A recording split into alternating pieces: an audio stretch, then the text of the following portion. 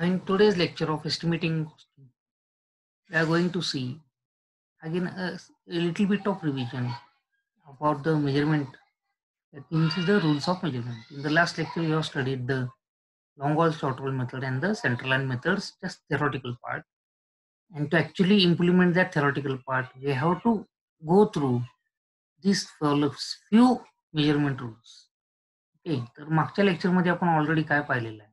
मागच्या लेक्चरमध्ये आपण पाहिलेलं आहे की लॉंग वॉल शटल मेथड काय आहे आणि सेंट्रल मेथड काय, त्याची फक्त थिअरी पाहिलेली. त्याचं ऍक्च्युअल इम्प्लिमेंटेशनच्या अगोदर ठराविक गोष्टी पाहायला लागतील. रूल्स काय आहेत, मेजरमेंट करण्यासाठी कुठले कुठले रूल्स आहेत, ही थोडीशी उजळणी आपल्याला परत एकदा करावं लागेल. आणि एकदा प्रॉब्लेम मध्ये शिरलं तर या गोष्टी आपण रिवाइज करणं इतकंसं सोपं राहत नाही. कंटिन्युअसली आपल्याला प्रॉब्लेम सॉल्व्ह करत जायला लागेल. बऱ्यापैकी आपलं जे या पुढीलचं जे 80 ते 85% जी वेळ असेल, ही 100% कशात वेळ जाणार आहे, तर ते प्रॉब्लेम सॉल्व्हिंग मध्ये जाणार. त्यामुळे आत्ताच हे काय असेल ते थोडंसं वेळ काढून आपण हे रूल्स काय ते समजून घेणं अतिशय गरजेचं आहे. So what are the rules for measurement? In that the first one is the measurement shall be made for finished items of works. Measurement काय कशाचं आहे, काम जे कम्प्लीट झाले त्याचंच मेजरमेंट घ्यायचे, लक्षात घ्या. And description of each item shall include materials, transport, labor, fabrication, tools and plants, and all types of overheads for finishing the work in required shape, size and specification. तर सगळ्यात पहिल्यांदा जे measurement आपण घेणार आहोत ते काय काय येते बघा. हे सगळे फिनिशचे आयटम्स आहेत, काम झालेले आहेत, तिचे आपण ऍक्च्युअल मेजरमेंट्स घेणार आहोत साईटवरती. त्याबद्दल काही विषय नाही. ह्यात एवढंच येत नाही, तर ह्यात काय काय कुठल्या गोष्टी येतात, मटेरियलचं पण डिस्क्रिप्शन येते, डिटेल येते, सगळं कुठलं मटेरियल वापरणार आहोत, कोणत्या क्वांटिटीचं आहे हे स्पेसिफिकेशन मध्ये असतं, त्यामुळे काय अडचण येत नाही. सेकंडली, ते मटेरियल नुसतं कुठल्या पद्धतीचं एवढं नाही, ते कसं ट्रान्सपोर्टेशन होतं, कुठल्या वाहतूक कशा पद्धतीने केलेली गेल्या ते पण त्याचं डिस्क्रिप्शन मध्ये येईल. लेबर कुठलं वापरलं आहे, त्यासाठी फॅब्रिकेशन टूल्स आणि प्लान्स कोणते वापरलेत का, आणि बाकीच्या सगळ्या ओव्हरहेड ज्या गोष्टी लागल्यात ते काम पूर्ण करण्यासाठी कुठल्या आपल्या गरज असलेल्या शेप आणि साईज मध्ये आणण्यासाठी जे गोष्टीचा आपण वापर केलेला आहोत, जे स्पेसिफिकेशन आहे, हे सगळे जे टोटल आहे ते आपण इथं बघणार आहोत. Next is in booking the order shall be in the sequence of length, bread and height और थिकनेस. बुकिंग म्हणजे काय, ऍडव्हान्स बुकिंग पिक्चरचं मॉलमध्ये जाऊन वगैरे करायचं नाही. तर बुकिंग म्हणजे काय लक्षात घ्या, या शब्दांचे अर्थ कसा आहे, आपल्याला तुम्हाला मी पूर्वी पण सांगितले, टाइम्स ऑफ इंडिया आणि इंडियन एक्सप्रेस. सरळ कुठल्या गोष्टी सांगण्यात आपल्या भारतीय लोकांना फारसं स्वारस्य नसतं. बुकिंग म्हणजे काय नाही, जे आपण मापं घेतो ते लिहायचा जो क्रम आहे, जे आपण मेजरमेंट शीटमध्ये ज्या गोष्टी लिहिणार आहोत, दॅट इज द बुकिंग. म्हणजे लिहिणं is nothing but the booking. हे लिहित असताना कुठलं सिक्वेन्स आहे, सगळ्यात पहिल्यांदा आपण नेहमी लांबी लिहितो, त्याच्यानंतर दुसरं जे कॉलम असेल त्यात रुंदी लिहितो, आणि तिसऱ्या कॉलम मध्ये हाईट किंवा जी खोली असेल किंवा जाडी असेल या गोष्टीचा अर्थ होतो.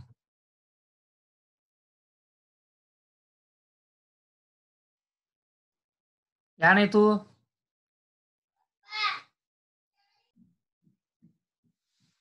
तर लक्षात घ्या, बुकिंग म्हणजे काय, म्हणजे मेजरमेंट शीट भरणार आहोत, मेजरमेंट शीट भरायची जी पद्धत असेल बाळांनो, त्याला आपण बुकिंग म्हणतो. लिहायची सिक्वेन्स असेल, ते सिक्वेन्स इथं सांगितलेलं आहे आपल्याला, आणि ते सिक्वेन्स कसं आहे, लांबी, रुंदी, उंची किंवा जाडी, अशा पद्धतीने हे आपण आयुष्यभर फॉलो करायचं आहे.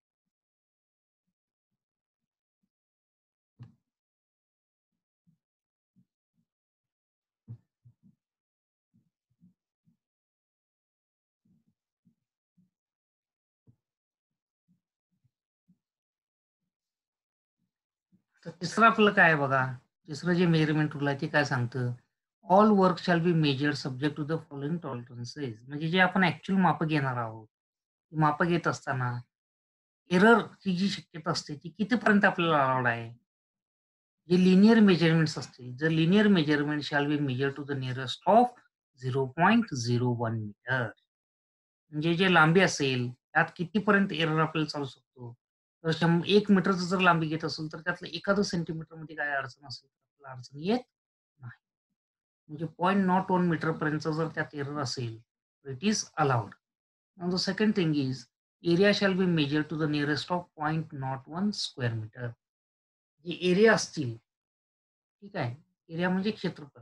क्षेत्रफळ मोजत असताना 0.01 स्क्वेअर मीटर पर्यंत जर त्यात काय अडचण येत असेल, तर ते आपण अतिशय इझिली तेवढं एरर आपण सहन करू शकतो. The third is same type of work under different conditions and nature shall be measured separately under separate items. काम एकाच स्वरूपाचं आहे, तर त्याची कंडिशन्स जर वेगळे असतील, तर ते मेजर करायची पद्धत तीच राहील. तर वेगवेगळे शीट्स किंवा सेपरेट आयटम नंबर देऊन त्याला आपण लक्षात घ्या, तिथं बिलिंग केलं पाहिजे. हे असं काय लक्षात घ्या. एकदम सिंपल उदाहरण सांगतो मला. जे आपलं ब्रिकवर्क आहे ग्राउंड फ्लोअरचं, म्हणजे ब्रिकवर्क आहे फर्स्ट फ्लोअरचं, हे सेपरेट आपण वर्कआउट करतो. कारण जसं-जसं आपलं हाईट वाढत जातं, तसं-तसं आपले जे आयटमची जी कन्स्ट्रक्शन कॉस्ट आहे, म्हणजे जे लेबर कॉस्ट आहे, ते वाढत जातं. मग प्रत्येक वेळेला किती बांधकाम झालं, काय झालं, हे जे प्रॉब्लेम्स येऊ नये म्हणून आपण ते प्रत्येक गोष्ट काय करतो, सेपरेटली वर्कआउट करून सेपरेटली आपण ते शीट्समध्ये एंटर करतो. यासाठी कंडिशन्स डिफरंट. डिफरंट कंडिशन्स म्हणजे काय, हेच गोष्टी आहेत. त्या पद्धतीनं वेगळ्या वातावरणात किंवा वेगळ्या ठिकाणी जर बांधकाम असेल, तर ते सेपरेटलीच वर्कआउट करून सेपरेटली वेगवेगळ्या शीटवरतीच लिहिली पाहिजे. सगळं एकत्रितपणे गुंता करून घोळ घालण्यात बसण्यात अर्थ नाही. आणि असं आपण सेपरेटली ठेवलं तर आपण पण काम करत असताना अतिशय सोप्या पद्धतीने हे करू शकतो, लक्षात घ्या. त्यासाठी या गोष्टी सांगितल्या गेल्या. तर next is the bill of quantities shall fully describe the materials, proportions, workmanships, and accurately represent the work to be executed. आता जे बिल आपण करणार आहोत तयार, ते कसं पाहिजे, त्याची पद्धत काय आहे लक्षात घ्या. त्याची पद्धत असं आहे, मटेरियलला पूर्णतः डिस्क्राईब केली पाहिजे. नुसतं असं नावाला सांगून उपयोग नाही. Brickwork no, will not do. We have to mention the brickwork, whether it is first class brickwork, second class brickwork. The size of the brickwork will be normal, burnt brick or concrete block, anything. In this way, we have to always describe the material in detail. Now, what is the meaning of these proportions? The meaning of the proportion is जे mix करणार आहोत, आता आपण cement motor वापरणार आहोत. तर ब्रिकवर्कचं मी example दिलंय. Brickwork कशात बनतो आपण? मुलांनो, ब्रिकवर्क बांधताना आपण काय घेतो, तर सिमेंटचा जो मोर्टर आहे त्याचा वापर आता आपण जास्तीत जास्त सगळीकडे करायला लागलो. ठीक आहे. आता मोटरमध्ये काय काय येईल लक्षात घ्या. मोटरमध्ये आपलं सगळ्यात पहिला येणार आहे वाळू, दुसरं येणार आहे सिमेंट. आता वाळू आणि सिमेंट किती घालायचं त्याचं प्रपोर्शन पाहिजे की नाही. म्हणजे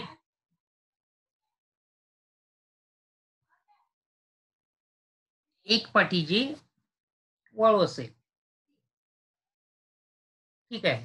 त्याला सिमेंट किती घ्यायचं हे आपण कसं सांगतो, अवघड जातो. तेव्हा आपण काय सांगतो, एक सिमेंटची पाटी असेल तर तसा सिमेंट वाळूच्या पाट्या घ्या. म्हणजे 1:6 हे आपलं प्रपोर्शन राहील. म्हणजे 1 किलो सिमेंट घ्या, 6 किलो वाळू घ्या. अशा पद्धतीने आपण वेटच्या हिशोबाने पण सांगू शकतो. ह्याला आपण प्रपोर्शन्स म्हणायचं. ह्याला आपण काय म्हणायचं, प्रपोर्शन्स.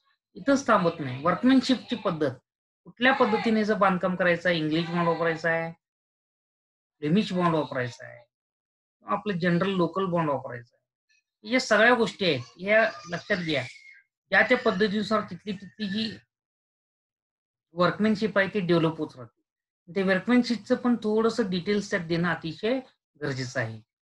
आणि हे अशा पद्धतीने लिहिलं पाहिजे, की साक्षी जर वाचलं, तर डोळ्यासमोर आपल्या कुठल्या पद्धतीने हे काम करायचं आहे, या समोर उभं राहिलं पाहिजे. इतकं. तुम्ही जर ठराविक जे आहेत, आपलं नॉवेल्स जे लिहितात, चांगले-चांगले लेखक आहेत, ठीक आहे. व.पु. काळे म्हणा, पु. ल. देशपांडे म्हणा, यांची जर पुस्तकं तुम्ही वाचलात, तर वाचल्यानंतर त्यांनी सुरुवातीला अतिशय चांगलं वर्णन केलं असतं. ते वर्णन जर तुम्ही लक्षपूर्वक वाचला, तर तुमच्या डोळ्यात देखत, लक्षात घ्या, हे दृश्य उभं राहतं. इतकं चांगल्या पद्धतीने इतके निवडक शब्द वापरलेले असतात, की तुमच्या डोळ्यात देखत ते अक्षरशः चित्र तयार होतं. In the same manner or in the same way, we have to describe the materials, the proportions, and workmanship in such a way that the things should represent the actual picture of the work or the way in which the work has to be executed.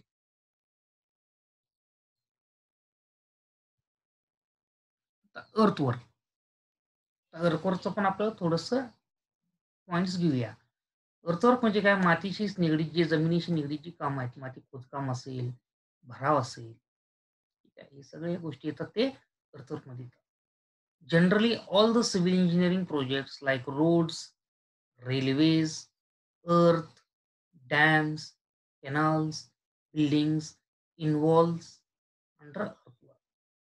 जे normally आपण अभ्यास केला तर आपल्याला असं लक्षात येईल, की जे रस्ते आहेत किंवा आपलं जे रेल्वे तुम्ही ट्रान्सपोर्टेशनमध्ये शिकलात, अर्धनचे जे डॅम्स आहेत किंवा डॅम बांधताना सुरुवातीला काही का प्रमाणात तिथं आपण अर्थचा वापर 100% करतच असतो. त्यानंतर जे कॅनल्स आहेत, नाला असतात, कॅनल्स असतात किंवा एखादं बिल्डिंगचं बांधकाम असेल, हे सगळ्या गोष्टी अर्थवर्कच्या अंडर कामाच्या अंडर येतात. This work may be either अर्थ एक्सकॅव्हेशन ऑर अर्थ फिलिंग. तुम्हाला सांगितल्याप्रमाणे एक तर हे खोदकाम असेल किंवा हे भराव टाकायच्या कुठल्यातरी पद्धतीचं काम असणार यात काय हे निश्चित. आणि कधी-कधी भराव पण टाकावं लागतं आणि खोदकाम करावं लागतं. रस्ता आहे लक्षात घ्या, डोंगराळ भाग आहे, प्लेन टेरेन नसतं आपल्याकडं. सर्वेत आपण बघितलेला आहे. तिथं आपण रोडचं प्रोफाइल लेव्हलिंग केलेलं आहे.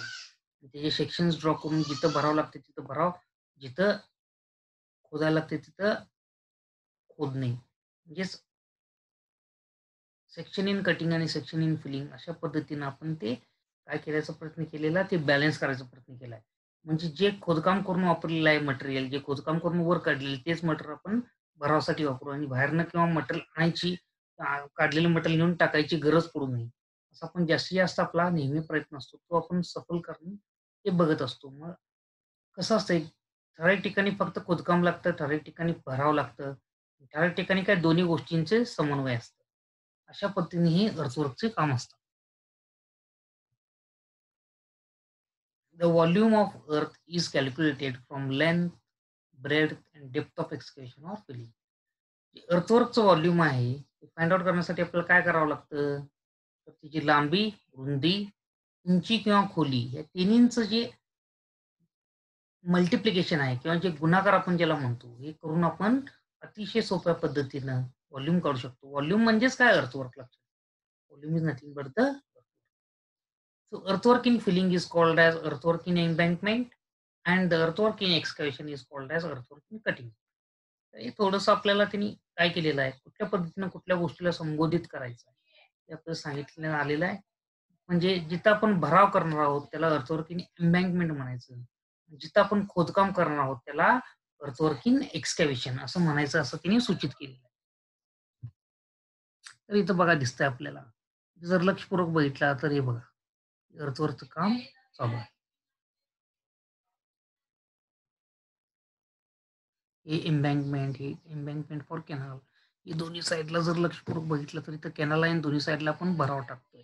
जेणेकरून त्या कॅनलमधून अतिशय सोप्या पद्धतीनं पाणी जाऊ शकेल. हे बघा, हे चॅनल म्हणजेच कॅनल असतं लक्षात घ्या. हे कटिंगमध्ये आहे. कटिंग म्हणजे दोन्हीकडं हे डोंगराळ भाग आहे आणि तर मध्ये किंवा डोंगराळ म्हणा किंवा भराव जास्त आहे म्हणा, किंवा एखादं टेकड आहे म्हणा, त्यातनं पाणी काढता नाही असं आपण ह्या पद्धतीनं खड्डा काढतो. ते जर खाली बघितला, ते फिलिंग आहे. कसं असतं कधी-कधी प्लेन टेराईन असते. त्यातनं कॅनल काढता अवघड असते. आपण काय करतो कॅनलचा इथं साईडला शेप देतो आणि दोन्हीकडं भराव करून घेतो. अशा पद्धतीनं आपण हे काम करत जातो.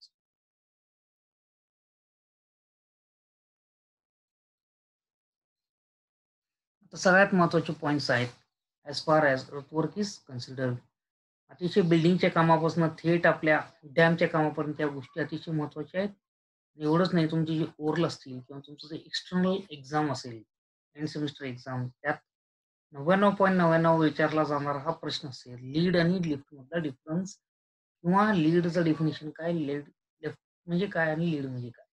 या गोष्टी तुम्हाला नेहमी विचारल्या जातात आणि तुम्हाला हे पाठ करणं गरजेचं नाही, तर हे माहीत असणं अतिशय गरजेचं आहे. काय बघा, lead, what is the meaning of lead? It is the average horizontal distance between the centre of excavation, the centre of deposition. ते हॉरिझॉन्टल डिस्टन्स आहे. एखादं माती आपण उकरलं, वर घेतलं, तर ते ह्या डिस्टन्स पासून ठराविक अंतरावर नेऊन टाकतो. नाहीतर काय होईल, बाजूला जर टाकलं, तर लहान मुलं येऊन खेळतील, कामगार काम करताना ते तुडवतील आणि ते सगळं परत खड्ड्यात पडेल. मग तुम्ही खोदून ते मटेरियल बाहेर काढला, त्याचा उपयोग काहीच होणार नाही. मग ह्यासाठी आपण काय करतो, आपण त्या साईटपासून थोड्याशा अंतरावर 2 नेऊन हे टाकत असतो. म्हणजे जिथनं आपण उचललं त्याला सेंटर ऑफ एक्सकेशन म्हणायचं आणि जिथं आपण टाकणार आहोत त्याला सेंटर ऑफ डिपॉझिशन असं म्हटलं जातं. आता लिफ्ट म्हणजे काय? It is the average height through which earth has to be lifted from source to the place of spreading. लक्षात घ्या. आपण खोदकाम केलंय त्याचं कुठेतरी खाली पॉइंट असणार आहे खोदलेलं. त्याच्या सेंटर पासून जे उचललंय ते हाईट मोजायचं. दॅट हाईट लिफ्ट केलंय लक्षात घ्या. लिफ्ट उचलणे दॅट इज लिफ्ट आणि असं वाहत नेणे that is lead. In this way have to differentiate in between the lead and the lift.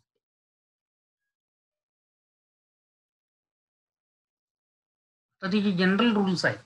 Normally earthwork is estimated for 30 meters lead for a distance of 1.5 meter lift for height or depth, and this distance of 30 meter and height of 1.5 meter are known as normal lead and lift.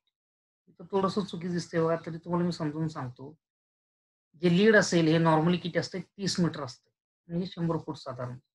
आणि जे lift असेल हे 1.5 metre असतं. हे normal lift आणि lead आहे. त्याच्या पुढे गेलं तर आपण एक्स्ट्रा लीड आणि एक्स्ट्रा लिफ्ट मध्ये ते आपण पैसे देणार आहोत, त्याबद्दल काही विषय नाही. तर त्याला एक्स्ट्रा हाईट मध्ये टाकतो. नॉर्मल पेक्षा थोडंसं ते जास्त असेल, म्हणजे 30 मीटर पर्यंत जर वाहतूक असेल तर त्याला नॉर्मल वाहतूक म्हणायचं. आणि 1.5 मीटर म्हणजे साधारण 5 फूट जे उंची असेल तिथपर्यंत जर मटेरियल उचलून टाकायचं असेल तर त्याला आपण नॉर्मल लिफ्ट असं म्हणू शकतो. म्हणजे आडवं 30 मीटर जायचं म्हणजे साधारण 100 फूट आणि उभं जे जायचं आहे ते 1.5 मीटर म्हणजे साधारण 5 फूट. हे आपले नॉर्मल लीड आणि लिफ्टचे लिमिट्स आहेत. आता ठराविक जे कॅल्क्युलेशन करायचे आहेत आपल्याला अर्थवर्कचे, ठीक आहे. एक 2-3 जे आहेत, 3 ते 4 मेथड्स आहेत. ती थोडीशी आपण तोंडओळख करून घेऊया. The quantity of earthwork may be calculated by various methods. Earthwork calculate करायचे भरपूर वेगवेगळे मेथड्स आहेत. त्यातलं पहिलं आहे मिड सेक्शनल एरिया मेथड. पहिलं आपलं कुठलं आहे? Mid sectional area method. त्यात आपण व्हॉल्यूम कसं काढतोय का? Volume of earthwork is equal to area of mid section multiplied by distance between sections. हे थेरॉटिकली सांगितले, लक्षात घ्या. म्हणजे मिड सेक्शनचा जो एरिया असेल तो एरिया काढा आणि सेक्शनच्या मधला जो अंतर असेल त्यानं जर आपण मल्टिप्लाय केलं तर आपलं व्हॉल्यूम ऑफ अर्थवर्क डायरेक्टली निघून जाईल. हे आपलं पहिलं मेथड आहे. सेकंड मेथड आपल्याला कुठलं सांगितलं आहे? Mean sectional area method. In this way volume of earthwork is equal to mean cross sectional area. Mean आणि मिड मधला डिफरन्स लक्षात येते का? मिड म्हणजे मधला भाग, लक्षात. मिड म्हणजे मधला भाग आणि मीन म्हणजे काय? Average. A1 plus A2 plus A3 plus A4 काढून divided by number of areas केलं तर आपलं मीन सेक्शनल एरिया मिळतो. आलं लक्षात? अशा पद्धतीने ज्यावेळेस आपण मीन सेक्शनल एरियाचा यूज करणार आहोत त्याला आपण मीन सेक्शनल एरिया मेथड असं म्हणतो. आणि ह्यात काय आपलं व्हॉल्यूम ऑफ अर्थवर्क कुठल्या पद्धतीनं दिलं जातं?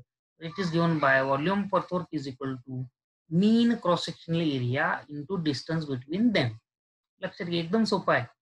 Mid sectional area into distance between sections केलंय आणि मीन सेक्शनला mean cross sectional area into distance between them. म्हणजे डिस्टन्स बिटवीन देम सेक्शन्स किंवा distance between them is common.